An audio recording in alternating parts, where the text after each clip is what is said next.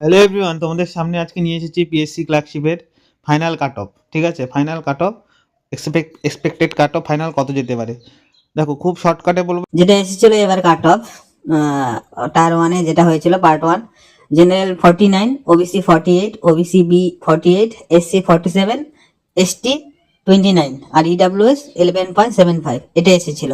ঠিক আছে, এরপরে দেখো একে আমি আলোচনা করেছিলাম যেটা এবার ভ্যাকেন্সি থাকতে পারে।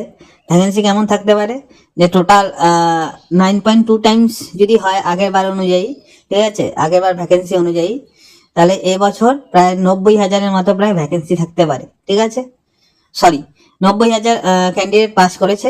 ঠিক আছে, এটা যদি আমি আগের বছর 9.2 টাইমস হিসাবে ধরি, তা 9,763 জন হয়। মানে ধরে নাও 8 থেকে 10,000-এর মধ্যে তো ভ্যাকেন্সি থাকবেই। ঠিক আছে, এবছর তা আমি তোমাদের সাথে আগেও আলোচনা করেছিলাম। দেখো আগের বছরে যেটা কাট অফ গিয়েছিল প্রায় মোটামুটি আমি 65 গিয়েছিল ইউআর, ওবিসি এ 43, আর ওবিসি 56.33, আর এসটি না 29.67, এসসি 48.67। যাই হোক, দেখো এরকম গ্যাপ ছিল তোমাদের কাট অফের, যে ইউআর এর ফাইনাল কাট অফ এটা গিয়েছিল। ঠিক আছে, OBC A, OBC B, ST, এত গ্যাপগুলো প্রায় এরকম ছিল। কত গ্যাপ ছিল? 72, 79। ইউআর এর ক্ষেত্রে 72 ছিল, ওবিসি এর ক্ষেত্রে 79 ছিল। আর গ্যাপ ছিল তোমার ওবিসি বি 74.67, এসটি 68.33, আর এসসি 75.33 ছিল। ঠিক আছে, এই গ্যাপটা কিভাবে এসেছিল, যে পার্ট টুটা দিয়েছো, পার্ট টুর এক্সামের লেভেলটা যেটা আছে সেই অনুযায়ী এসেছিল। ঠিক আছে, মিনিমাম ক্যান্ডিডেটকে কত পেতে লাগতো, ইউআর এর ক্ষেত্রে 72।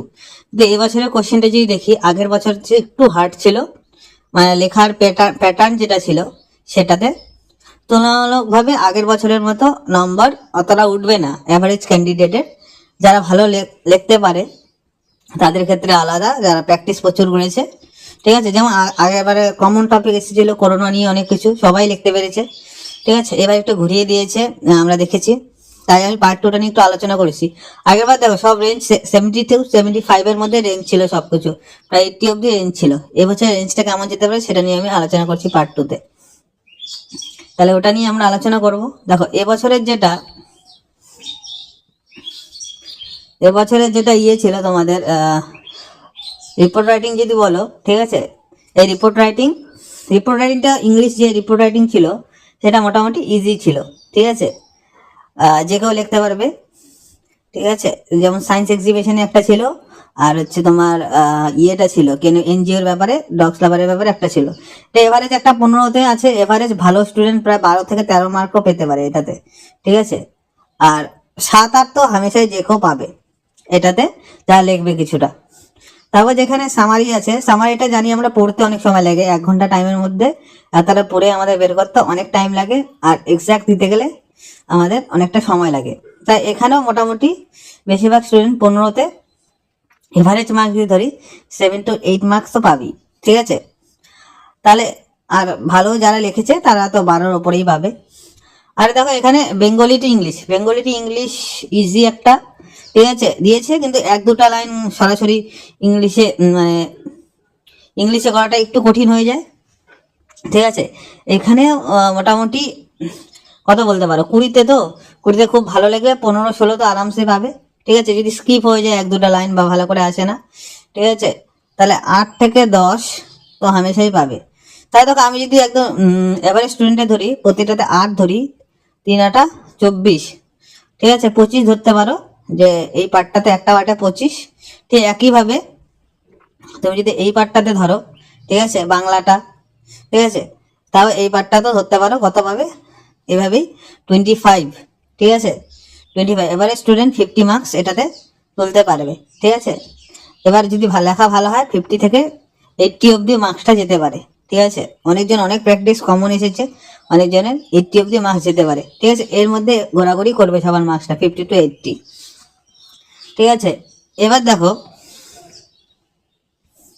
এবার যদি তুমি কাট অফটা দেখো, ঠিক আছে, এখানে আমি আগে যে প্রেডিকশনটা করেছিলাম তোমাদের জন্য, যে ইউআর এর কত ছিল, ইউআর এর কাট অফ যেটা ছিল 49 ছিল। ঠিক আছে, এবার 49 থেকে কেউ যদি আমি 49 থেকে যদি 50 অ্যাড করি, ঠিক আছে, তাহলে কত হয় 100, কিন্তু 100 কাট অফ যাবে না, ঠিক আছে। 100 কাট অফ কেন যাবে না?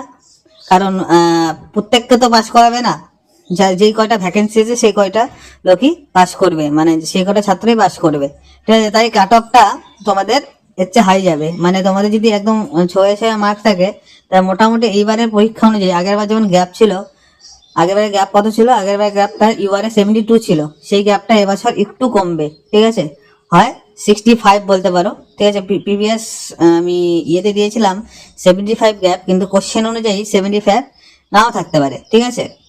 মোটামুটি এখানে তোমাদের গ্যাপটা ধরতে পারো 68 থেকে 70 অবধি গ্যাপ থাকতে পারে, ঠিক আছে, বুঝতে পারলে? 68 থেকে 70 অবধি গ্যাপ থাকতে পারে। প্রতিটার ক্ষেত্রে এইভাবে 5-7 নম্বরের হেরফের গ্যাপটার হবে, ঠিক আছে, কোশ্চেনের প্যাটার্ন অনুযায়ী, হার্ডনেস অনুযায়ী। প্রত্যেকটার ক্ষেত্রে এখানে যে গ্যাপটা দেওয়া আছে এটা 5-7 নম্বর কমবে, ঠিক আছে। তাই এইখানে যে কাট অফটা, এক্সপেক্টেড কাট অফ যেটা আছে তোমাদের, আমি বলেছিলাম প্রথমে +-5, তাই এই কাট অফটা থেকে কোশ্চেনের ওয়াইজ অনুযায়ী কাট অফটা যাওয়ার সম্ভাবনা আছে, -5টাকেই নেওয়ার সম্ভাবনা আছে। যেমন 124-এ -5 যদি করো 119, ওবিসি এর -5 যদি 110, ঠিক আছে, এরকমই কাট অফটা যায়। আর ইডব্লিউএস এর ক্ষেত্রে বলাটা খুব মুশকিল। ইডব্লিউএস এর কাট অফ যেহেতু 11.75 এসেছিল, ঠিক আছে, কতজন ক্যান্ডিডেট আছে, কি আছে না আছে, তাও এক্সপেক্টেড ধরে রাখো। এখানে মানে যারা যারা সিলেক্টেড হয়েছে তার খুবই চান্স হয়ে যাওয়ার, মোটামুটি ভালো স্টুডেন্টের। তাও 11.75 থেকে তুমি ধরো তোমার টার্গেটটা মোটামুটি বলতে পারো যে ট্রেন্ড চলছে সেই অনুযায়ী 90 থেকে 100, ঠিক আছে, এর মধ্যে যদি থাকে তোমাদের সিলেকশন পাওয়ার খুবই সম্ভাবনা থাকবে, ঠিক আছে। এই হলো ভিডিও আমার। তাহলে তোমরা দেখতেই পাচ্ছ প্রতিটা যেটা আছে আমার কাট অফটা থেকে তোমাদের মোটামুটি এইটার থেকে -5 যদি করো, সেই কাট অফটা তোমাদের একটা পোস্ট পেতে গেলে হতে পারে, ঠিক আছে। আর কম্পিউটার প্র্যাকটিস সবাই করো, কোনো অসুবিধা হলে কমেন্টে জানিও। সবাইকে ধন্যবাদ।